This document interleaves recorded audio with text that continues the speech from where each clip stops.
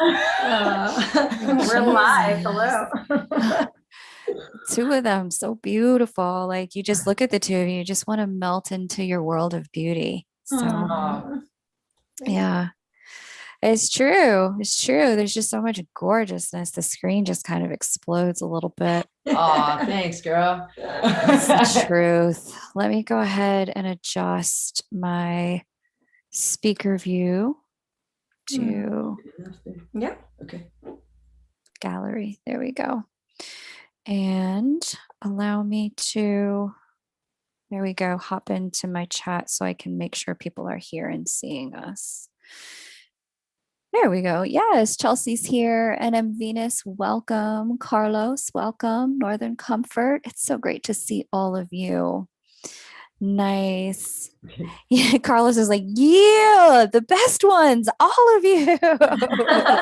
Hi.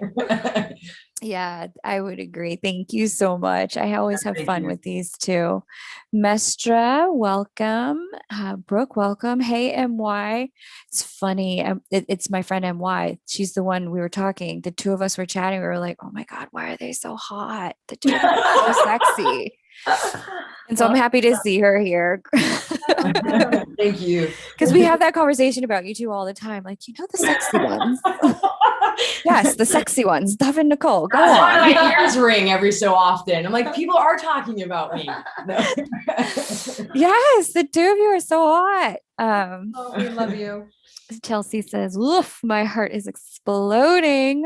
Oh, All yes. excited. Yeah, totally. So thank you all so much for being here. It's a real treat to be back with a live Q&A with Dov and Nicole of Twin Flame Revolution. Some of you may remember Dov and Nicole from the 2020 Twins in Union interview series that I hosted with twins who are in union all over the globe, but specifically from the United States. I did a panel, two different panels to talk about themes pertaining to union for twins, but I also did private and one-on-one interviews with twins as well. And there's a special one with Dov and Nicole. I will be linking to their website as well as to how you can find out more about them below. And I'm going to give just a pretty brief introduction into who they are. And then we're just going to dive into listener generated Q&A. One of the things I noticed recently in some of my lives with other guests is that people just had a lot of questions about, what does it mean when this happens? Or this is going on in my connection. Is it normal? Or I'm experiencing these things with union, but it's happening mostly on the 5D, not the 3D, or these things are happening in the 3D and it's really dragging down my frequency and vibration. How do I cope? And because there were so many questions that had literally nothing to do with the live I was on, I said, well, this is my cue. It's time to have a Q&A. I love it. And the Q&A that I did with Dov and Nicole last year was one of the most highly attended. And not only was it one of the most highly attended, I found that a lot of their answers were some of the most simple yet profound ways to understand what might be happening. So I decided to invite them back. So in their connection, the two of them have experienced it all: anger, addiction, loss of identity, abuse, sexual assault. Their experiences have stretched them to the brink, and they have this really deep sense of empathy that they come to the work with. And that allows them to really understand the people they support and hold space for. And that includes you.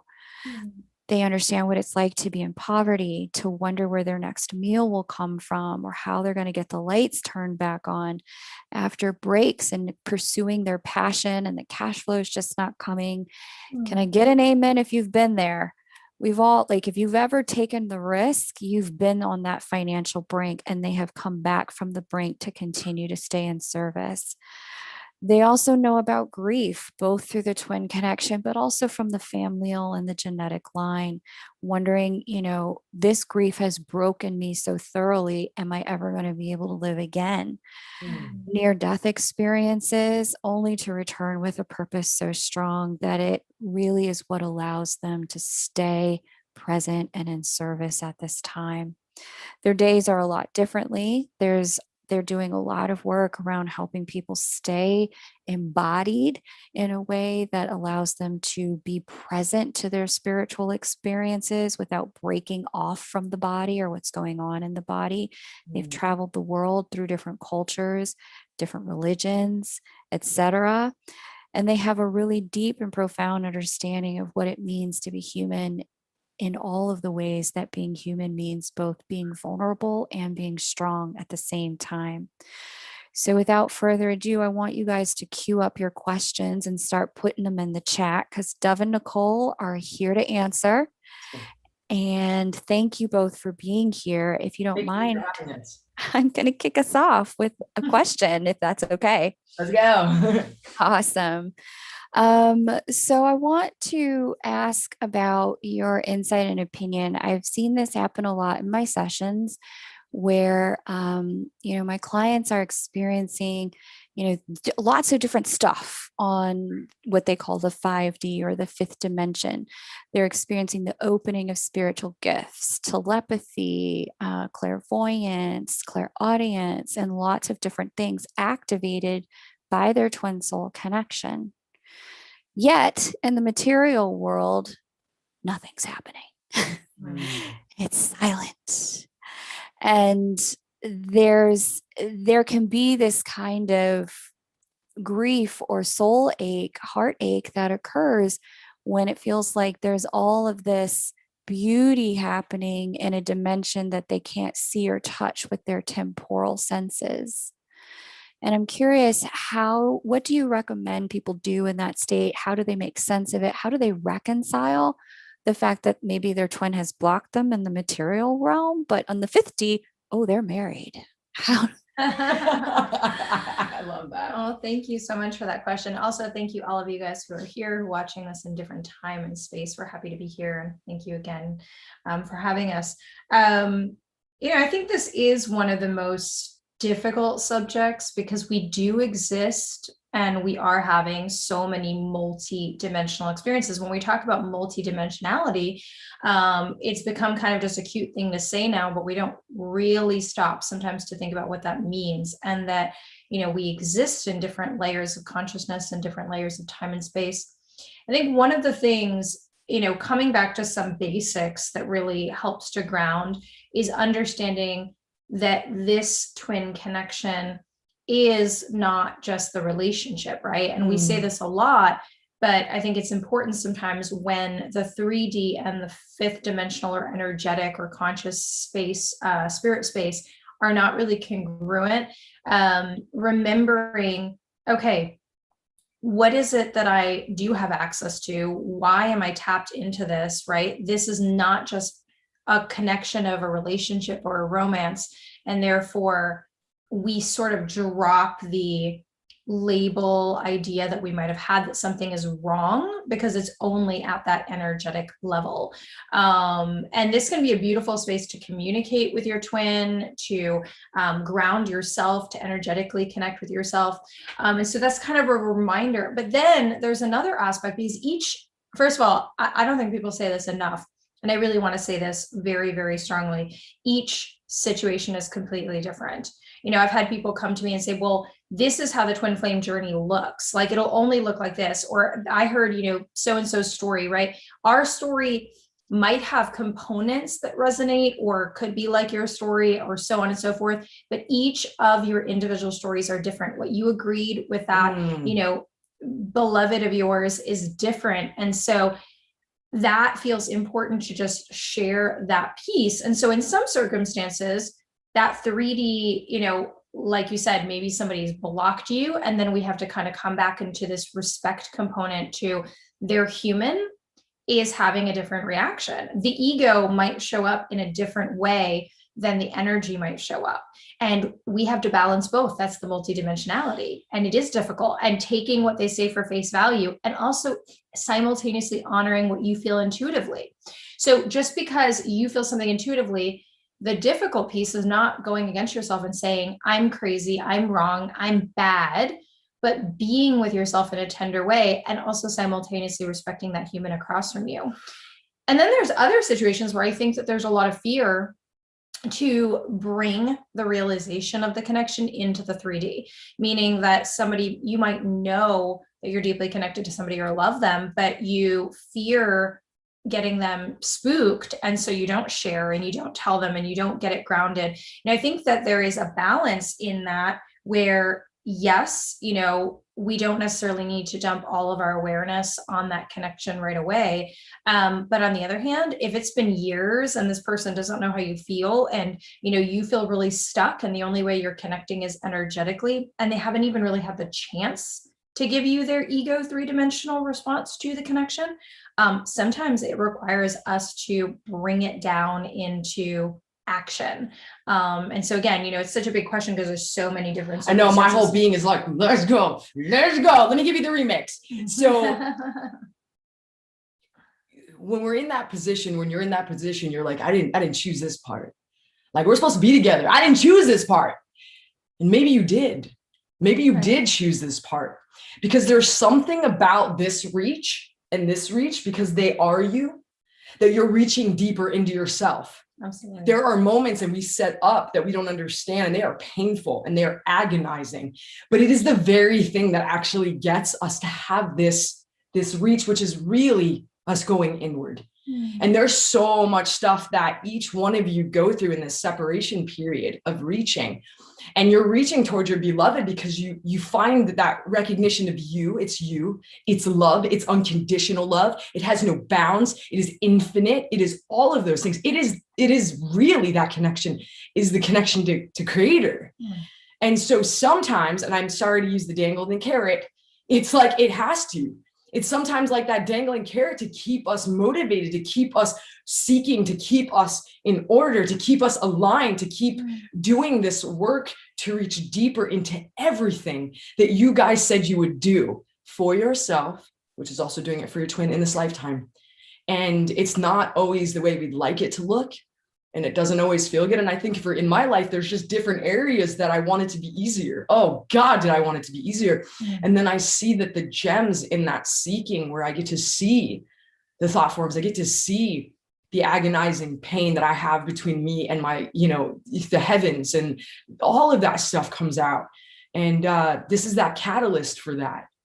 Absolutely. I love that reminder that this is about you. This is a journey, and we have so many ideas of what's right and wrong and what's supposed to be and not supposed to be.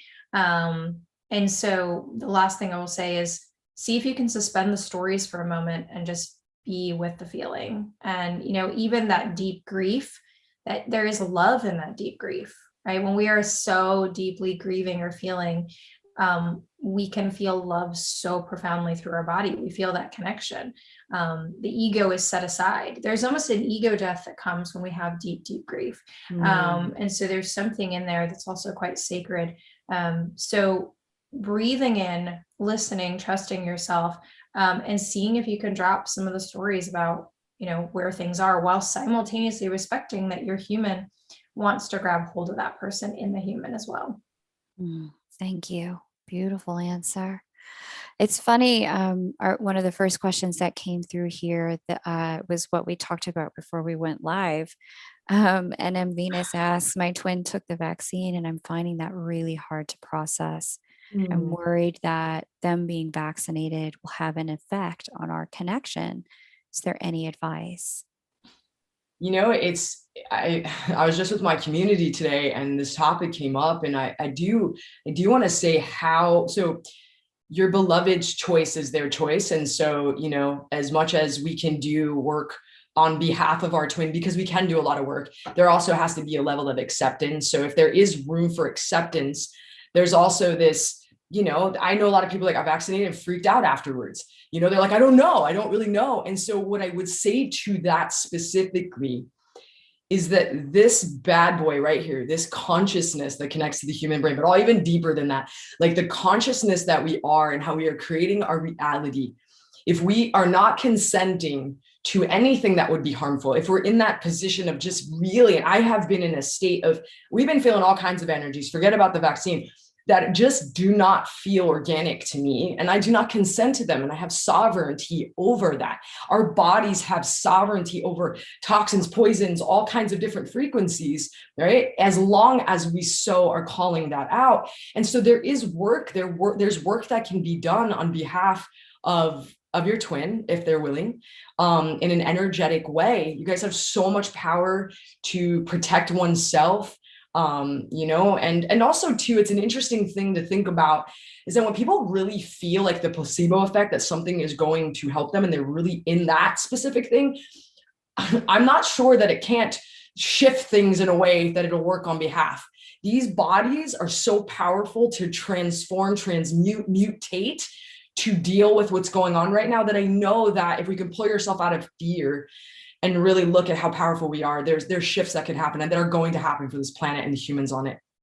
Yeah, I would say that also how you see, right? So part of that work that you can do on behalf of your beloved, if that's something that's worrying to you, is also just correcting, the worry and projecting a lot of sovereignty over your union template, right? Because your union template is something that each individual has full sovereignty. So with twins, the twins energy will, come up when Nicole and I are working in a session or something, but we still always have to work within the full sovereignty and consent of that human that is, right? So, this is a very important thing. Everybody's got their own autonomy.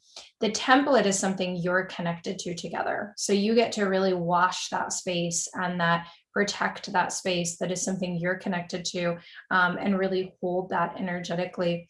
I think that even taking a neutral position on any sort of medicine or anything at all, everything that we do has the ability. Some things we don't know what will happen, but anything we do has the ability to shift stuff. Years ago, I don't put anything in my body that stimulates me. I was always allergic to caffeine, but I'm very sensitive. And so anything I do, like, I will notice a change in my abilities, or the way that I feel my body. So I think, again, as it affects your connection, as it affects your templates, that's the place where you get to claim full sovereignty and reject anything that interferes with that aspect and peace. And it's a very complicated subject, that I think, the truth is no one has all the information on right now, right? It's just, all people can do is listen to what they feel is intuitively right. And the most important thing I would say to anyone is stay as far out of fear and worry as you can, which is hard because everything on every side is designed to produce fear and worry. But that's really the thing that will interfere with us the most. Yes. And the thing that will not let us correct, because the body is really capable of so much. And I've had a lot of guidance that we're being called to figure out whatever the keys and codes are to really stepping into that superhuman that we are designed to be. And when we are in fear and story and limitation, it is very hard for us to remember those codes, right? Because it's all about remembrance. So thank you for that question. It's a big and complicated one, and hopefully this brings a little bit of support to it. Amazing. Thank you so much. Yeah, there's a lot of fear and concern around it. And I've seen it kind of in the light worker community around, well, is this going to just distort my ascension, or is this going to interrupt my spiritual abilities, etc. And so, to your point, the more we can really stay out of fear about it and not project or claim or call down that fear energy into our connection, the better chance we have of moving into a place of it having no power over us. Yes. So great. Thank you for claiming sovereignty there, you guys. I appreciate it. White Feather DF says, we're in reunion energy and it's not easy. I had no idea how crazy reunion could be. Well, the lead up to it, it's so challenging. Could you guys just talk just for a second or two about reunion energy and kind of what unfolds at that point on which the the tide turns and the pull toward one another has resurfaced again. What kind of happens there? What are some of the things that you want to watch out for so you don't kind of, betray your own union, sabotage yourself in the process? I'm getting like all the energies moving through my body. When you said that, this is, each phase is a different experience, but it's funny because I know that people think sometimes like the separation of it is the hardest. And there is something very difficult about unrequited connection. I mean, we know that all books and history and everything has been written on it. The reunion stage and union stage is not, it's a whole nother level of the work though. Yes. And I always say that that's where the work really begins, because the other part is where our human struggles to feel separated in the physical. And that is one component, and it's difficult.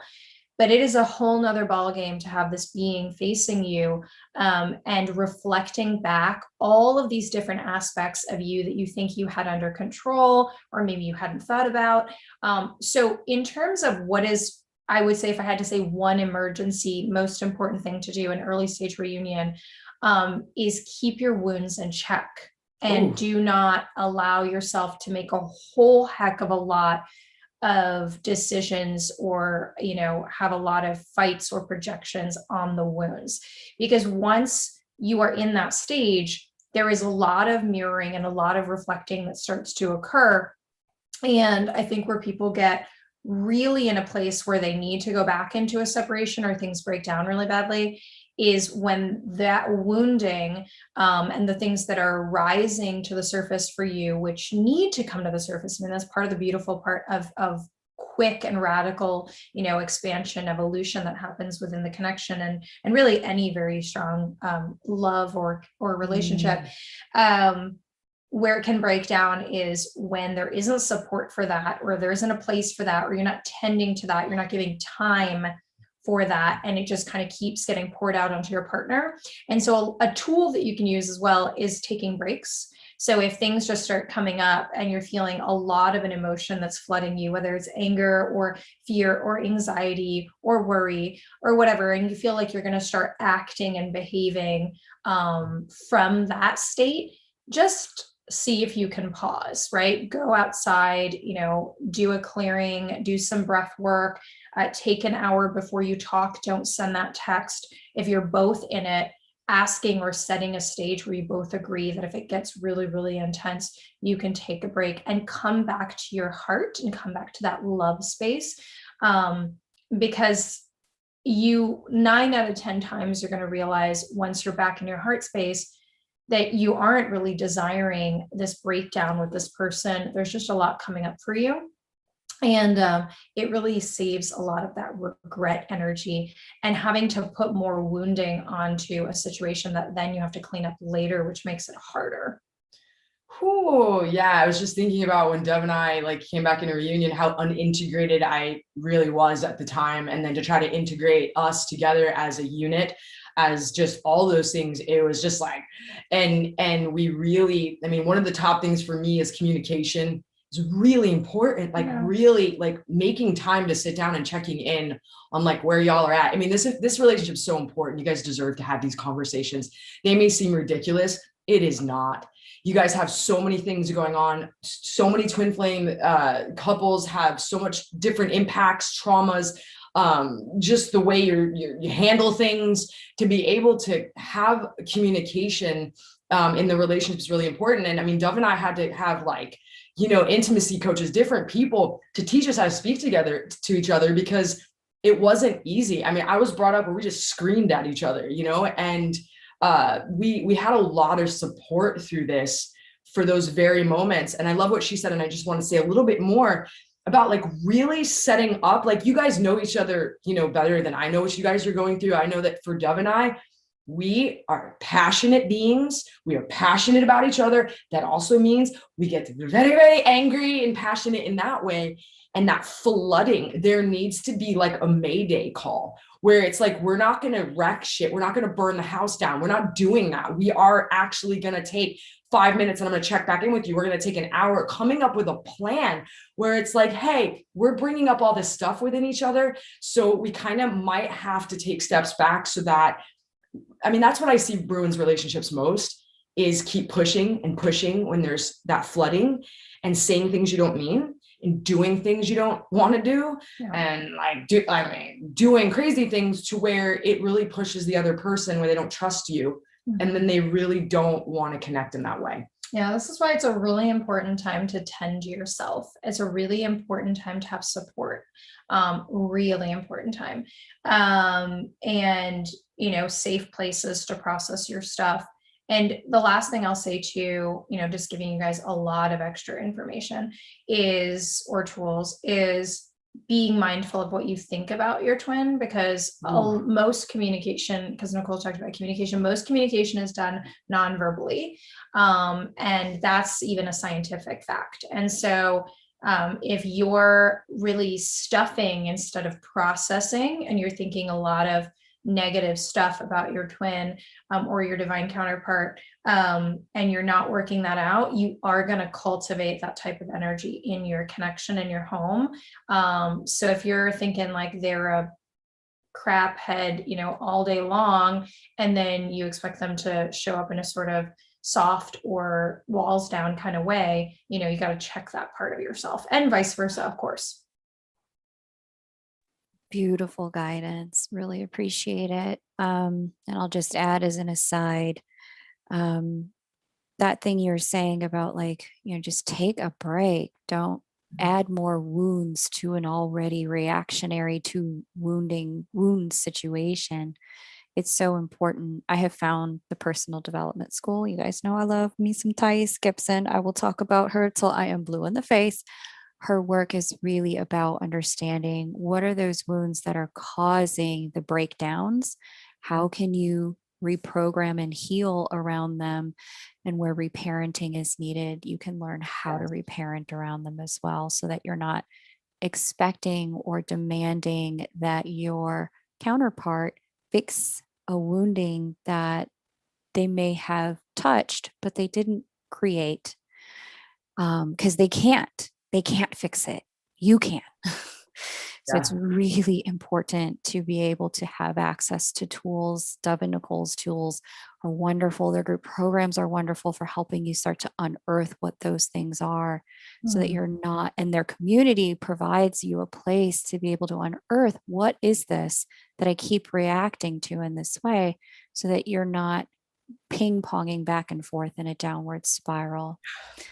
Let's see. Great question, White Feather. Another great question here. Suede Nashville asks, is your twin literally your masculine or feminine self? That's an interesting question. You know, I think twin theory is a really wide and complicated subject. And even in all the years that Nicole and I have been aware of this connection, I don't pretend to know all of the components. But what I do notice in our relationship is that we still have a very strong aspect of both feminine and masculine in each of us. And what I've also noticed in connection over time is that twins that are together for a long period of time also will share in different balance, right? Nicole holds a larger masculine template than I do, and it creates that polarization. The energy of masculine and feminine energy exists in all of creation. Everything sort of has that polarity. Our plants do, you know, everything in nature does, in the cosmos, and even down to the smallest molecules. But I do notice that we have this, it's almost like if you put us together as a whole, we each share like a fourth of each of these pieces, right? And so it's like if she had a fourth of the feminine and masculine, and I have a fourth, and then we come together in the halves and the yin yang.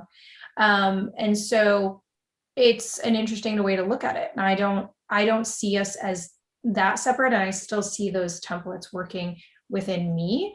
Yes. You know. Yeah, I'm just gonna add a little sprinkle to that. Is that I remember when I met Dov, I'm like, me masculine, you feminine. And then like I realized as like we've done the work, just watching how we dance in both. And we actually had this conversation with K-Moon before this, just about these aspects showing up. I really, at just divine level, like source level, it's just the androgyny of both, and they're in everything.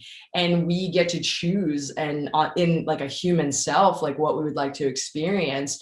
And it can kind of get complicated sometimes because it's hard to balance both. I mean, even just being a woman and knowing that I've had so many past lives where I've dreamt about it, where I've been like 6'7" freaking dude from Sparta, and now I'm in a 5'3" avatar, woman, and there's all this masculine energy. So, but there is that gentleness in me as well. And I love what Dov said. I think there's like a quarter of the feminine, the rest is masculine for me. There is that little dot, in the yin yang symbol.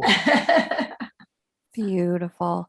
It's funny because I was having a conversation this morning with Charlotte of Happy Twins 1111. We put together a joint channeling between her, myself, and Michaela and Ella, who do the super consciousness interface operation work with twin souls about spiritual union and this energy of masculine and feminine polarity. And Charlotte just had this beautiful channeling that came to her about really, that we are both, and how the bothness manifests in energy fields at this point in time, and that it's not, we may express in a biological polarity, but in an energetic format, it's neither one nor the other. There's a fluidity to it, and I'll be sharing that recording shortly. Anna G and Khaldun Music asked a really great question, and I'm going to put them together, switching gears a little bit here. Anna G says, where is it, Anna G? On the twin flame spiritual journey, how do you move past poverty? And Khaldun Music goes on to ask, how do we have access to the gifts that we can use to fulfill purpose in helping others and maybe even ourselves? Sending lots of love to all in the community. Lots of love to you as well, Khaldun Music. Yes, lots of love back. Wow, those are both quite extensive. So I want to just say, I know that, Question. I have entire programs on this, so I know we're not going to answer it all the way. And so I want to do it as much justice as possible. The first thing that really kicks up for me when you talk about gifts and purpose and expression is in the doing. Right. And so like when I have my certification, we have an intuitive certification program. People don't realize that it's a combination of having an outlet, right, and a set of tools for that, but also having the practice of it. And so backing up a little bit, that's like specific to say if you want to work with other people, but backing up a little bit to what lights you up. Right? What really feels good? What are the things that when you do and express, you feel momentum and you feel inspiration, and you feel flow, right? And then really being able to already start to anchor into that a bit, and then figuring out, right, what's that gap? So for instance, for me, I knew I wanted to help people, right? That there's so many millions of ways that we can be of service to somebody. This was my 5-year-old brain. And I tried a lot of methodologies, right? I was an attorney, and I was, I did this and I did that.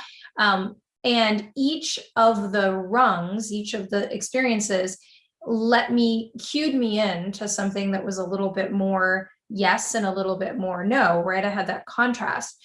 And then the more you get to know yourself, which is also very important, and that's a lot of what I, kind of start with people with, is getting to know you. The more you get to know yourself, the more you find ways to express yourself. It's kind of that simple. We think about mission as like, am I supposed to be like somebody else? Do I have to walk like this person? And does my life need to look like that? Is there one way that it looks like to be of service or to be in purpose in life? but there isn't one way. It really boils down to being divinely you. So any work that you're doing on yourself, any work you're doing towards yourself in your journey to get to know you at a deeper level, and then find ways and methodologies to express that is so profound. And I feel that it does go hand in hand to the question of poverty to an extent, because I think that the more, for Nicole and I, we moved from poverty to abundance, very much in relationship to getting to know who we were and showing up in the world as who we were. Yes. Right. And that sits you. I was just doing a session for somebody yesterday, and I was explaining this idea of setting ourselves in a state of what we call alignment, which is something that I think is really overused now. And people go, well, I don't know what the heck that means. Really, we talk about it and we say like alignment sounds good and flow state sounds good and all this stuff sounds good. But what it means is for you to have gotten to know your divine self-expression enough for you to click into the center of that river, so to speak. It's like standing in the middle of a river and have things coming towards you, as opposed to careening off the riverbank and falling in the mud. And sometimes you grab it, right? And sometimes you don't. Sometimes you just break the stick and fall on your face. And that incongruency, happens, and we think, well, the good stuff is just miracles, right? So getting into a place where you are able to connect more and more with self, because the abundance aspect to it, or getting out of poverty, is such an enormous topic, that it really is. I think a lot of it has to do with our energy, and, it has to do with our mind, what we believe and what we've been exposed to. I love that. Yeah, I was going to say, like, when they say money mindset, no, there is a mindset to creating wealth. And I know for me, I wasn't in like real deep poverty, but my parents worked like 3 jobs. And when I got out of the house, I didn't have no money. I had no clue. I never even seen what like being wealthy looked like. I didn't know anyone that had like nice cars or any of that. But I do know that for me, there was something within me that was calling me to build wealth.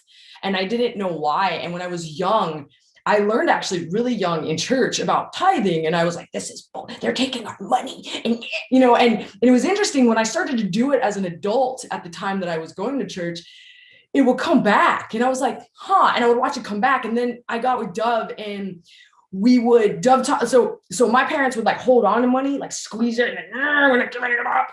And Dov would be like, we have no money, but it's your birthday. So let's buy like this $100 meal and like have no money because we only have this moment. And then we would spend that money, and then somehow that money would come back. And I watched it over and over. And then I started to put money into self-development, and I watched it come back, even because now it's in like, because what I was training for was service-based.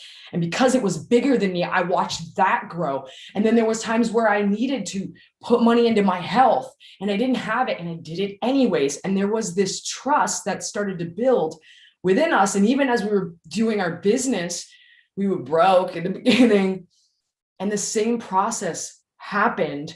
And then we had some money in the bank. And then I realized for my business to grow, I had to spend more money. And there's something in this giving and receiving of money and the flow of it, and understanding that. The Master Key System for the Mind is a great book about mindset, understanding, like it changed my life. I read it every year. I flip through it sometimes. It's really like to understand how much power your mind has, and then understanding the principle of this action of the flow of money for yourself. And then what Dov said, being in the most aligned state is going to bring abundance to you. Yeah. And, just something simple that doesn't cost anything is if you can connect with people that are creating things that you want, and just be within their general vicinity, right? Even if you're just watching their videos, or if you can maybe go to one of their events, or if you can, sometimes even just be in a space that's beautiful, that holds sort of the energy or vibration of what you would like to experience. I remember hosting an event years ago, a live event around healing your blocks, around money and abundance. And this beautiful young lady stood up and she said, I know, she had such a profound awareness, because this is very true. She said, I know my family, I grew up in a trailer park. My family was born there, their family, so on and so forth. And I've never seen anything different. And I know that because I mentally can't even imagine or visualize it, that in and of itself creates a sort of ceiling for me. Yes. And it was such a profound, I still have chills. It was such a profound awareness, because what we can't imagine is if there's something that you want in your life and you literally can't imagine it, it's quite difficult for the being to be able to create it. It doesn't mean that we can't create things that we haven't experienced or we can't imagine, but the ability to even expose yourself to what it might feel like. So go for a walk, go do a beautiful piece of architecture and experience it. Go into, a space that you find amazing. Be excited and celebrate other people creating something, right? Because it means that it can occur. Yes. I start getting into that. And the last thing I'll say is gratitude is the antidote to lack. It is in many ways. I used to say, like, if lack creates more lack, how do you ever get out of lack and go into abundance? Gratitude.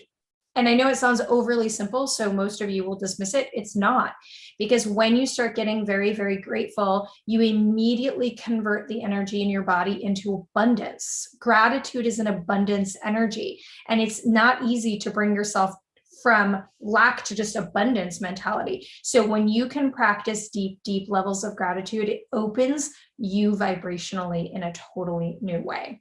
So I know we just touched not even the top of the iceberg, but I want to leave you with a couple things you guys can actively do. Beautiful. Thank you.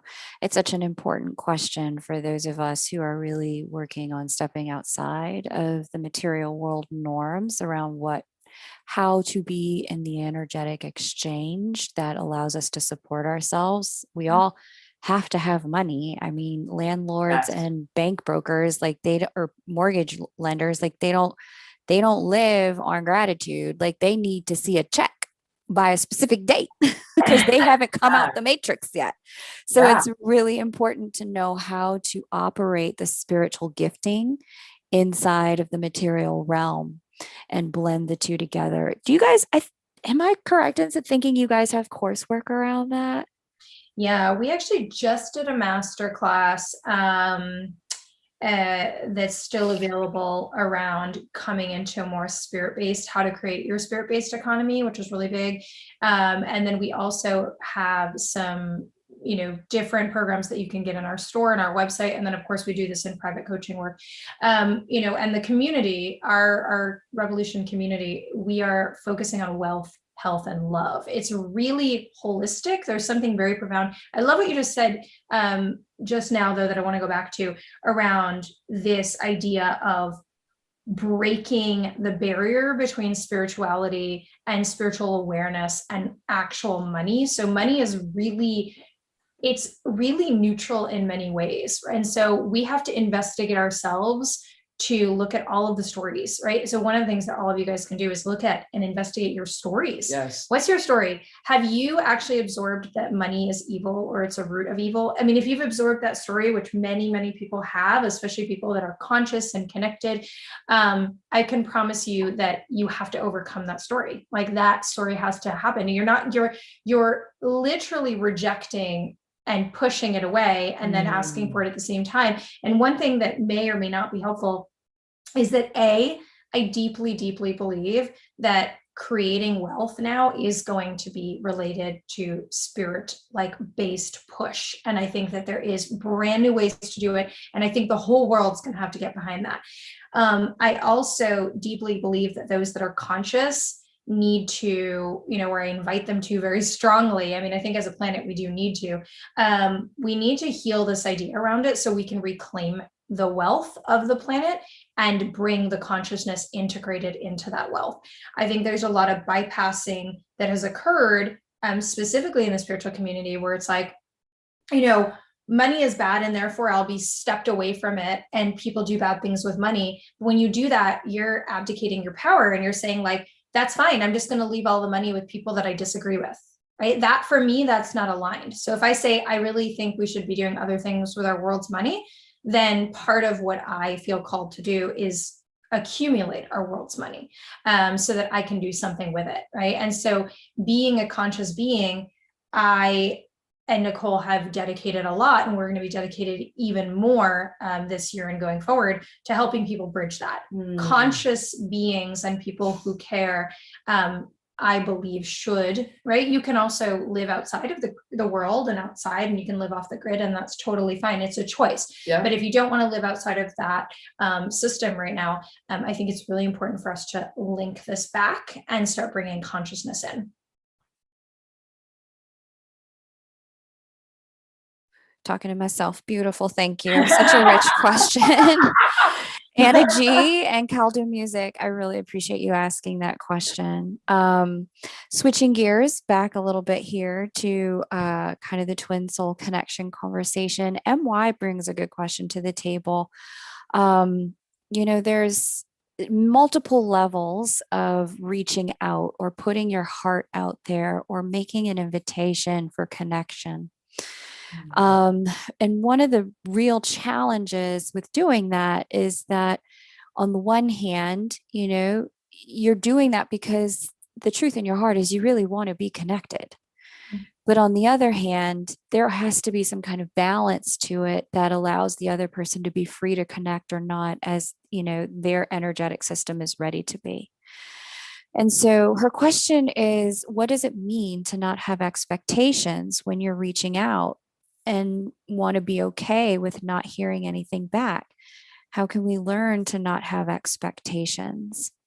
That one's definitely hard. I'm not going to lie about that, just because there's so many core wounds that we have around rejection, and you'll feel humiliation when they don't get back to you, and you're feeling abandoned. I mean, every core wound, when the other person doesn't reciprocate, can get activated. So you're leaving, your ego's like, heck no, like that feels dangerous. And then the ego's like making up the whole story, like, ooh, but maybe they will. And so that it comes in this expectation because it's protecting you. It really is this protection of like, on the other hand, I have learned in my life that when I do something, there might be an expectation. I try to pull back the expectation, but I try my best to do what I'm choosing to do and guided to do with so much love. And it being like, wow, this is because I want to reach out. This is because I love you. And then whatever happens after that, sitting with it and leaning into it, because stuff is going to come up when they do not react. All those things I said will come up, and it is the perfect opportunity. Right. So you can, and I think also on an energetic level, when I coach my clients and they're about to actually like reach out and they may get, the decline. We do energetic prayer work, right, where it's like, I'm like spirit, like, or God, I'm handing over the expectation. Like, please do something with this. Help me in whatever happens next. Like vocalizing that, because there's something in that when we take a claim in something, when we speak it out, it has so much power. And so sometimes we just need to say it, and it kind of echoes out. And then it does give you that little bit of buffer because you said it. Whether or not you swing back and you're starting to feel all kinds of things, you still claimed that no expectations, and it really matters. Yeah, I'll give you guys a practice, like an actual practice. I love everything Nicole said. Well, thank you.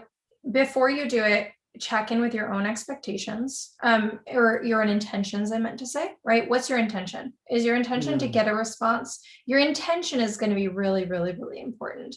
And then if you find that your intention is really to share that love, then drop into that space of your heart and really cultivate that energy before you take your action step. And then after you send the message or you take the step or whatever, then the next section of work for you is not to take it personally, meaning not creating a story of why they did or didn't respond. I've worked with both sides of twins that don't speak to each other at the same time. And it's very interesting because one will say like, I sent a message and they obviously don't care and they didn't respond and they're enjoying their life. And then the other says, I got this message and I curled up and cried in the closet for 2 days and I couldn't respond back. So we take things very personally. We make a lot of stories about what it means. We make a lot of stories about what it means for us, and what it means for that person. And I do think that suspending that as much as possible is really important. And then if you hit that painful place, right, that fourth step is dealing with your own stuff. right? Being really present with you and actually allowing it to be that reflection of what isn't resolved inside of yourself. So that's kind of the process for me around releasing expectation. But releasing expectation also doesn't mean you don't have an intention. So you could still be, your intention could still be, I want to be connected to this person. But in that moment, right, you're checking in with what your intention is for that action step, taking the action step from a heart-centered space, not taking it personally. And then if your stuff comes up, being present with your own work instead of wanting to push further into their field.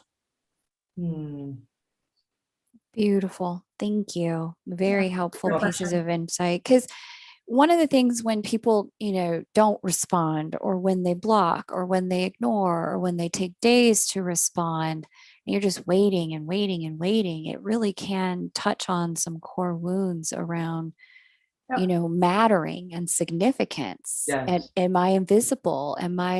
Do I matter at all? Yeah. And where those wounds get touched on, it's really important to do, whatever kind of healing we can, so that the expectation of us mattering isn't placed into the other person's space. That's removed from the equation of, hey, it's just fun to be connected to you, so I'm gonna knock on your door, see if you're home, and if you're not, it's okay, I'll come back, knock again another day. Yeah, that's beautifully said. It's so important to come back to how we allow ourselves, and you said this before, reparenting ourselves, caring for ourselves, not expecting our divine counterpart to hold all of that weight.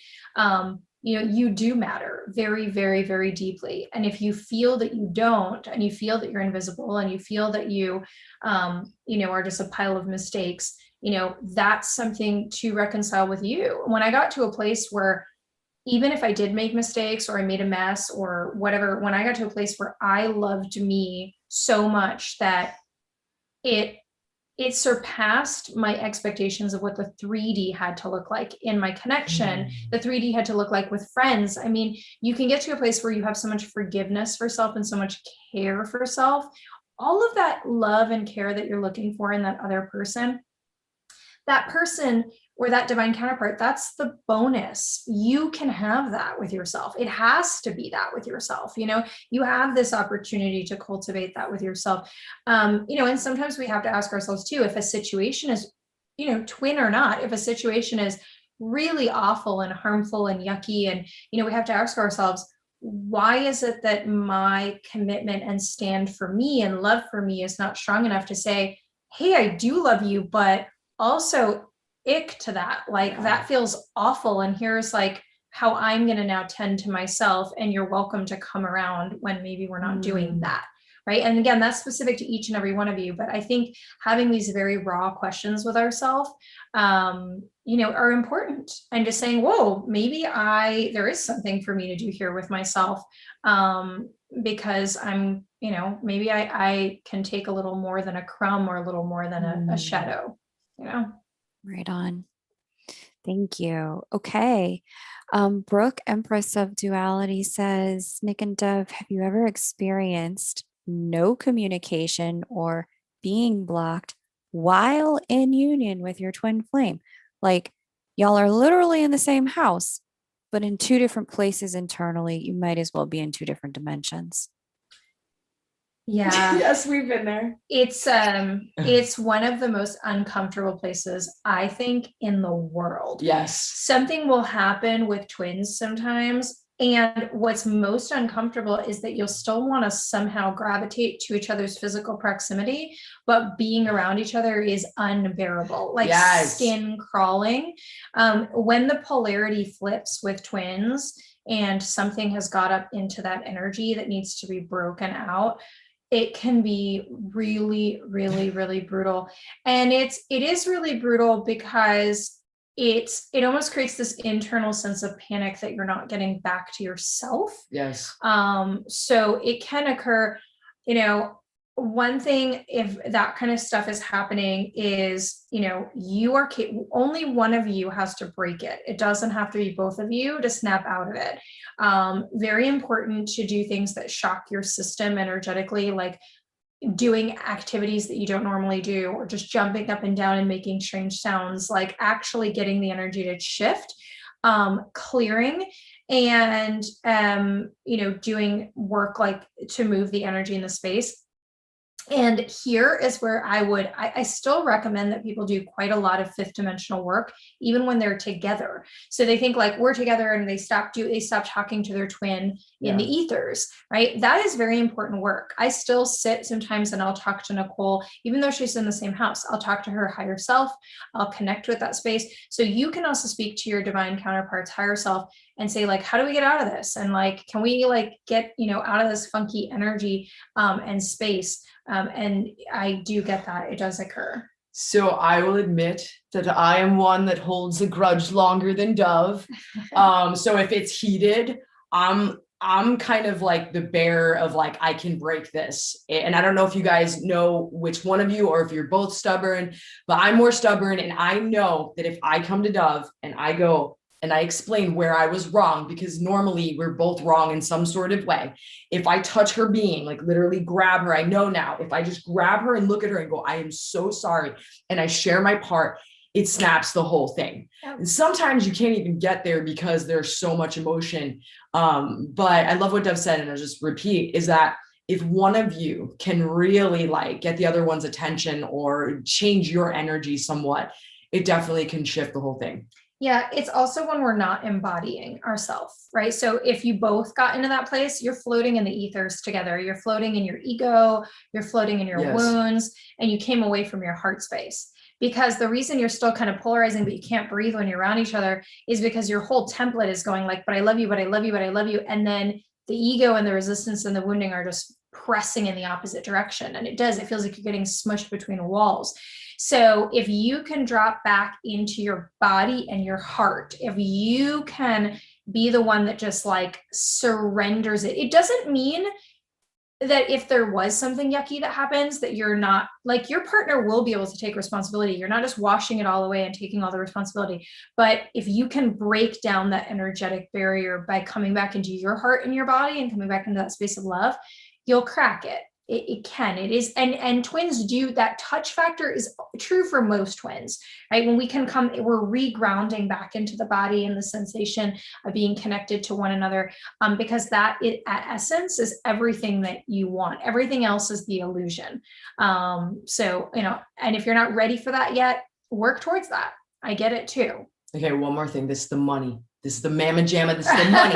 This is the money. I remember we were in front of one of our coaches, and we were both really exhausted and we were under-resourced. So when I say under-resourced, you're really not getting your needs met on your own or together. You're exhausted maybe from work. You've been going through some shadow shit. You're tired.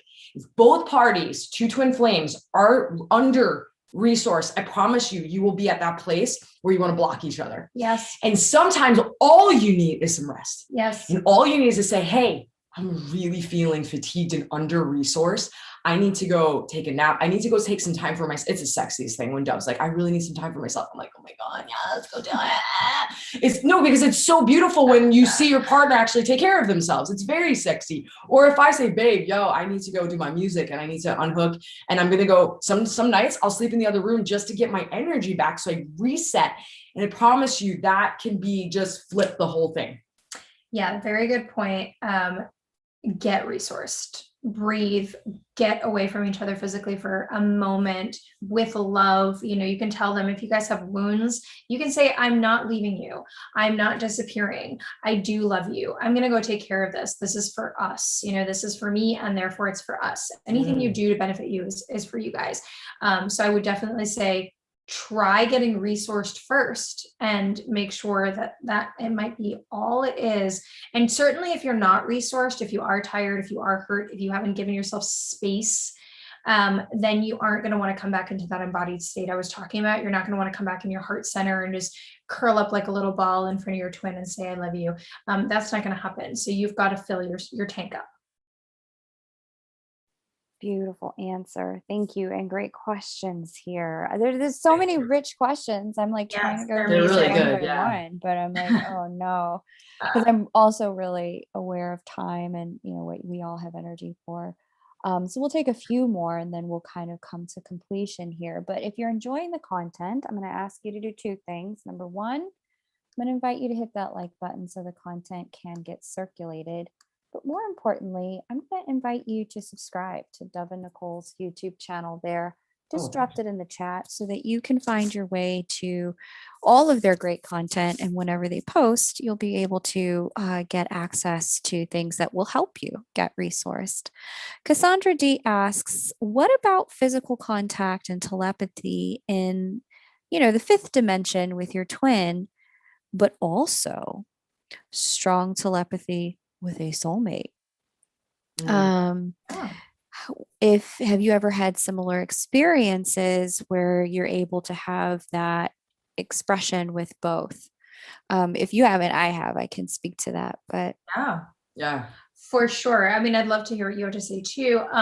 Absolutely. I think that, well, first of all, just a sort of tangent. I think it's so important not to dismiss all our connections. I think a lot of times people can get in a bit of a hierarchy around connections, and I think they're just different. I don't put them in hierarchy. I think they're all special and important. Yes. And of course, I mean, you can have deep telepathy with just strong soul family, soulmates, people that you had other lifetimes with. Yes. I've experienced it in romantic and non-romantic ways.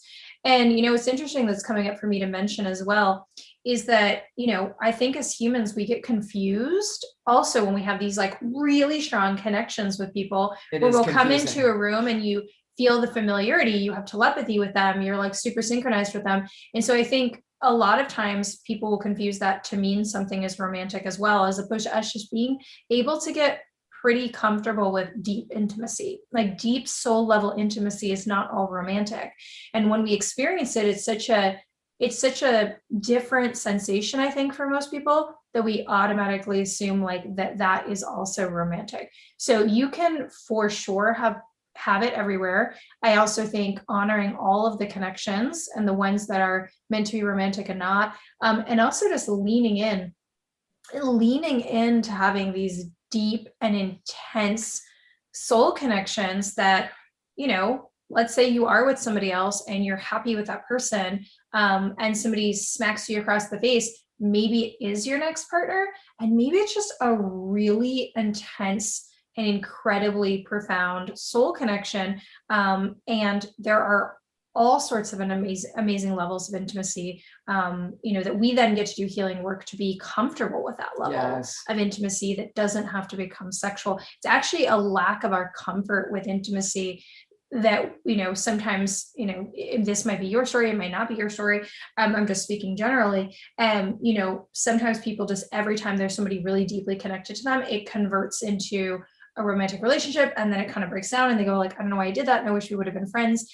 Right. And then it's just, we're not taught that it's okay to feel like, whoa, right? Like all the things that light up our whole body even, and that it isn't necessarily a romantic or sexual connection. So I love the question, because I just say, don't underestimate the profound ways that we could be connected. I also feel that the veil is shifting a lot. And I think just in general, we are more connected. We're more intuitively connected. We're more telepathic with more people now than ever before, which I think is our original state of being. Our original state is the ability to have more and more of that with more people. I agree. Great. That's all I was going to say.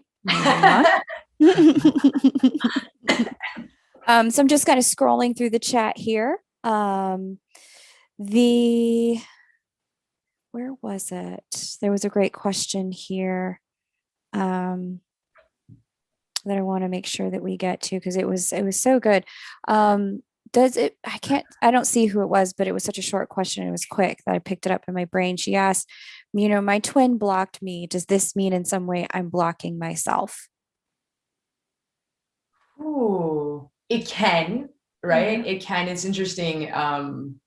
There's so many times, we'll be with our clients and they're like, I'm doing all these things. And then there's that one little piece where we're rejecting, ourselves, or we're rejecting them. And sometimes it can just be because, your twin is going through whatever they're going through. And this relationship is very, very intense for anyone. You see more and more people actually going from together to blocked, or just to blocked, because of the intensity on planet Earth right now. It's definitely going to be very personal to your dive inside yourself to see where is it in you that maybe you're not ready for that connection, or maybe that you're not willing to receive that, or maybe, there is stuff probably in there.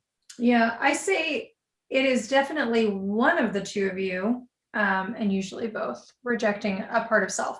I think when we have a very strong connection and we can't navigate it, or we cut it off, or one person cuts it off, of course, it's part of them saying, I'm not facing me.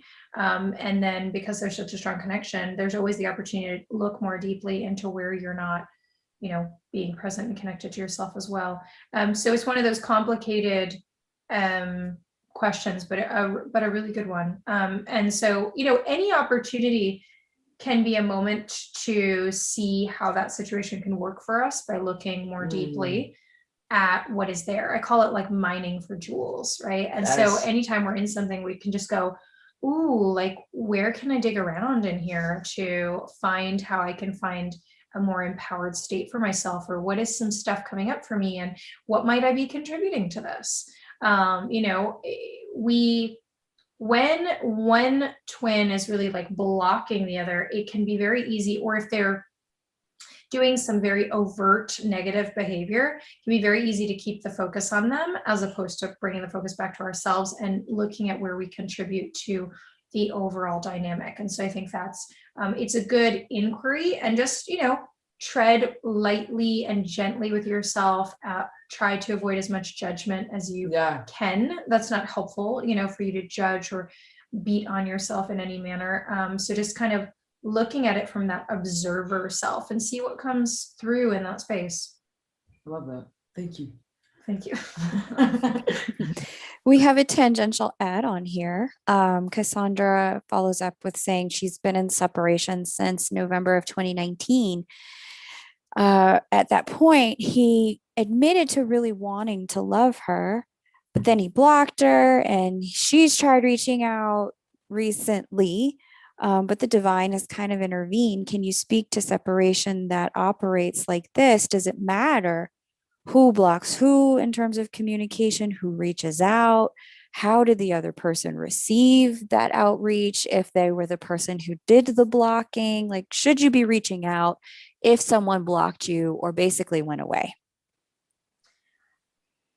Yeah, I think that it comes a bit back to that component of intention that we were talking about, right? So, I think that if it just varies to the degree that the blocking happened, right? I know some people have gone to extreme circumstances where there's like an order of protection, or they're like, right, like you don't want to violate somebody, at an extreme level if they're saying, but if they've just kind of gone away and blocked you, and time has passed and you feel like there's something to be said there, or you're coming from your heart center, I do think listening to your own individual guidance is important. And I would say yes to reaching out. And I do think it can be, people grow and they shift and they change. And so they might respond very differently to having a message from you. And, this particular question is interesting because I heard, within the question, I don't know how to do this. I don't know how to love on you in this way. I don't know how to love, maybe. I don't know how to love myself. And I think there's something very important about when we can tend to ourselves enough to not just only hear from our wound filter, which is like, they don't love me and like, I'm unlovable, or whatever we might convert it to, really honoring and hearing sometimes our counterpart going, I don't know how to do this. Like, I didn't learn to do this. I don't have tools for this. Yes. I don't have the skill set for this, whatever is going on. And just that can really anchor in more compassion for both of you. Thank you. Yeah, I was just thinking about myself early on with us, but that was me. I just didn't have the tools to deal with this connection at all. So, yeah. Yeah. And, even on a more broad scale, right, just having compassion right now for everyone in the world, there's just so many things going on. And I think that having this divine counterpart is like this massive naked reflection back to yourself. And I see every day people losing their lives because they don't know how to accept themselves. So, it is very serious and difficult to have somebody mirror back your emotions and your stuff and the places you need to grow. And so I think we can all have compassion for this space of, not knowing how to do something. And that doesn't create a total blanket excuse, so to speak. Like when people start coming back together and it's really like time for, there's reunion or whatever, and it's time for both parties to step up. There just need to be the work and they need to figure out the tools, but there's also compassion in those early stages, or even if they can't have the relationship and they're clear about it because they don't have the tool. And then the hard work is, I have to remember and recognize that it isn't because I am somehow unworthy, but circumstances in life, being a human is difficult. I think we sign up for things and we go, this is going to be awesome. And then we come into the human body and there's a pain body and there is, emotions and psyche and physical pain. And it becomes difficult. And sometimes people do forget so much that they can navigate this, that things become delayed or they miss the mark on stuff or, so on and so forth. So I'm just putting a lot of compassion for both of you in that situation and all of you actually. Wonderful. Thank you. Great answer. Great answer.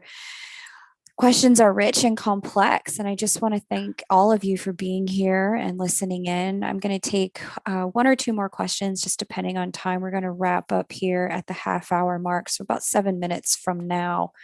And before we do, I just want to say, if I hadn't gotten to your question, it's not personal. I'm just trying to ask the questions that I know will serve the largest group of people in the re-listen, because I get asked a lot of these questions repeatedly. So I'm trying to find the questions that the largest number of people are going to be able to resonate with. But this isn't the only way you can get your questions answered. Dov and Nicole have great community on Facebook. I've linked it in the description box below this video. Just feel free to refresh your live stream and you'll be able to find it. And you'll find your way to them, both their website, their Facebook, as well as their YouTube channel, where they offer other support as well. Okay. Shells asked about infidelity. You guys up for going there? Yeah. Okay. Cheater. I was a cheater. No, I'm so sorry. Shells Gotta says, make a little joke about it because it's, well, I mean, it's nice. You guys are well past it. Shells asks, can you talk about both sides of it and dealing with the grief you both experienced from it? She goes on to say, like, for Nicole, obviously you still had to choose to leave maybe Dov's life for a little bit, which maybe wasn't easy. Dov, you had to watch Nicole probably go through some kind of loss, which had to be uncomfortable. And I'm curious how you both feel about it now at this point in time, and even what you feel towards that other person or about that experience as you two look back on it.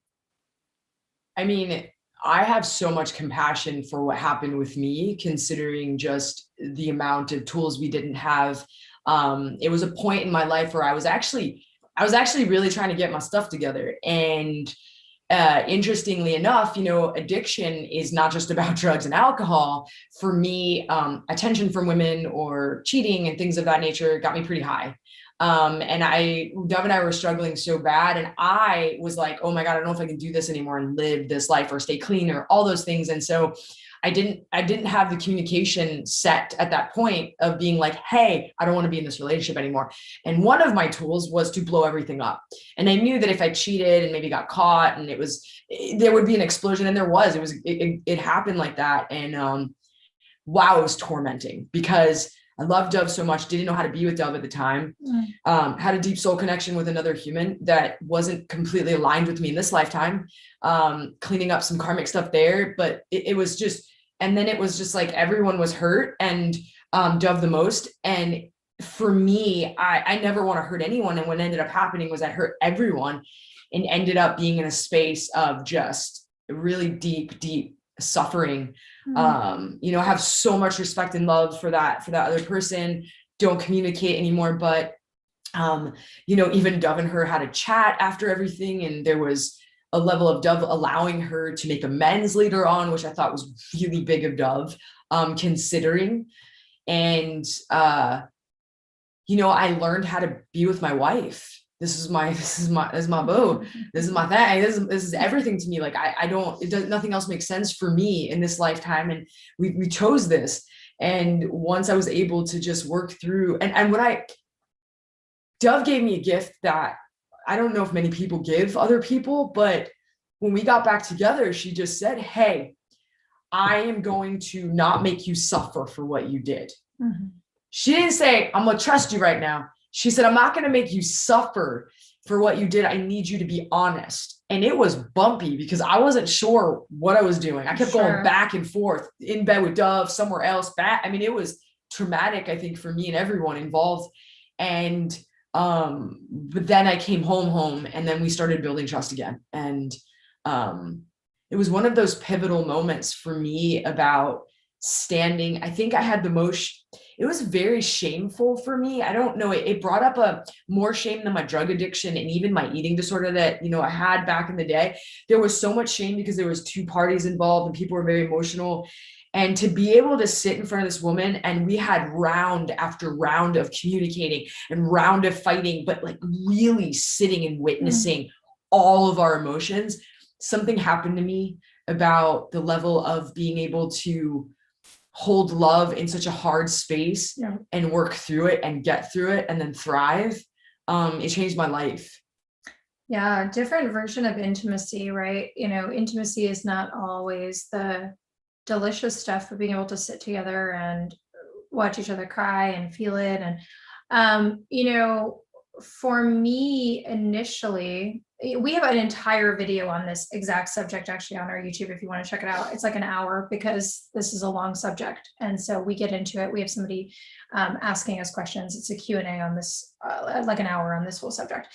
But for me, the first major step in terms of the healing work was I really had to see all of the places that I made it personal, and I made it so personal, it touched so many spaces for me. And I think a lot of people do. They think, well, something is wrong with me. I'm not enough, whatever. And my healing required me to realize that it actually, and cheating never really has to do with anybody but the person that's doing it. It just happens to affect you. And so I had to come out of that space and reclaim myself. That was a very big deal. The other thing that was a very big deal is that I believe that people can really mend from anything individually or as a couple. But it has to be a choice. It has to be a choice. And when I said that to Nicole brought it up, that was a very big choice for me. I said, you see in movies or people in real life too, somebody cheats and they say, well, I get to do this forever because you cheated on me. I get to bring this up at every holiday. I get to, do this. I get to treat you terribly. I get to fight with you once every other day because you did this. I was very clear that I didn't want to live like that. That isn't healed. That's actually imprisonment, right? And because the person is guilty and they're shameful, then you're using that wound to imprison them. And then you keep yourself ill as well in that dynamic. And that didn't feel acceptable to me at all. And so I said, we're going to try this out and we're going to see if we can get to a place where we're truly past this in an integrated way. And if we can't, I will leave. I said, I will not stay in this connection if I cannot come to that space. Yeah. And it took us a lot of time. It was a lot of layers. And, and you asked at the very end, how we are now with it. And I really am very integrated with it. Yeah. I really don't have any past. I can say authentically now that there isn't any past pain around it.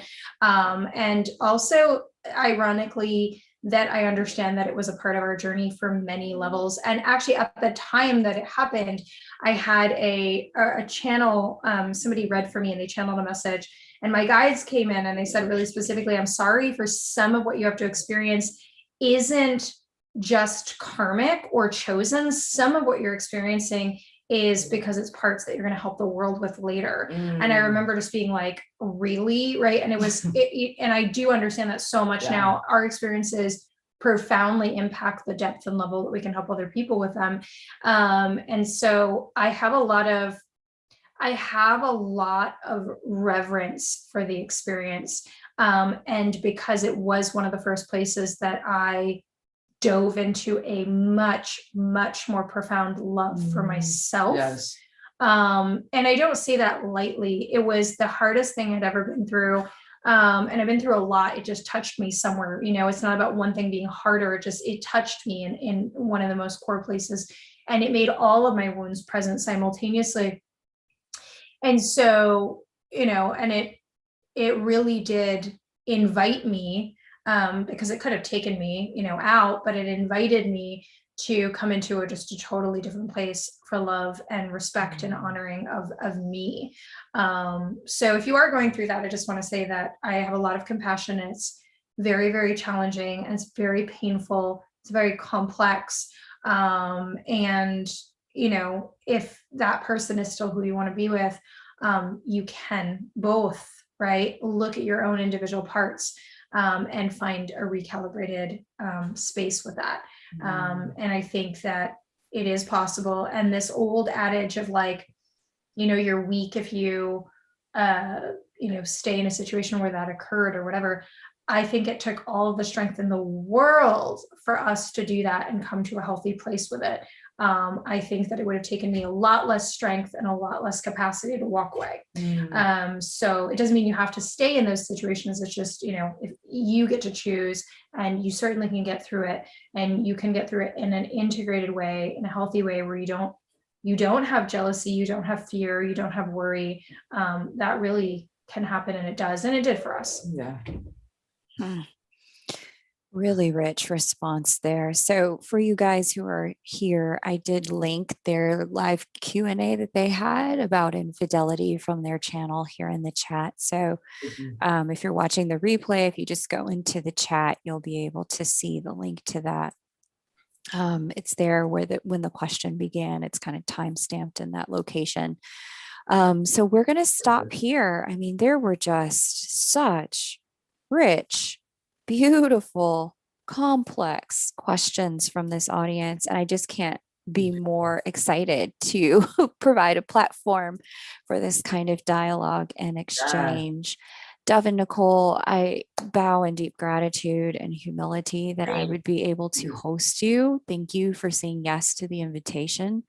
And for those of you who'd like to extend your journey with Dov and Nicole, there are a few different ways you can do that. I've linked Facebook, the website, and the YouTube channel, but is there anything in particular you want to make sure people do? I mean, that's the great way. We're also on Instagram, and there's a lot of information. And I would say, you know, take a look, you know, if you're looking to start your journey with us somewhere, take a look at the Revolution community. It's a very substantial place to get started, and then we can, you know, always go from there. And the other thing, that if you're on the twin flame journey and it's intense for you right now, we have a program called the 7 Twin Flame Master Keys. And you know, we are together almost 13 years now, and we put together all of this stuff that we know, just the way K Moon knows the questions that come in. We know the journey, and for any stage you're in, this is a very, very profound tool. It may not be in your journey now, it may be, but it's something I would keep an eye out for. But stay connected to us, because we have a lot of great stuff coming. So at least make sure you're connected and subscribed, and we have a great newsletter as well. And we're just happy to be connected with you and to serve you, and so grateful to be here and have these questions that were terrific. I know we'll have to do this again soon. Yeah. Thank you. I would love it. Thanks for being my guests. Thanks everyone for being here. Great to chat with you.